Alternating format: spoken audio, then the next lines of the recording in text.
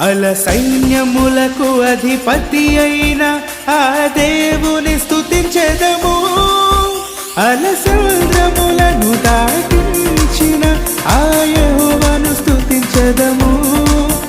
అల సముద్రములను దాటించిన ఆ యెహోవాని స్తుతించెదము. హల్లెలూయా స్తుతి మహిమ ఎల్లప్పుడు దేవునికి ఇచ్చెదము. హల్లెలూయా స్తుతి మహిమ ఎల్లప్పుడు దేవునికి ఇచ్చెదము.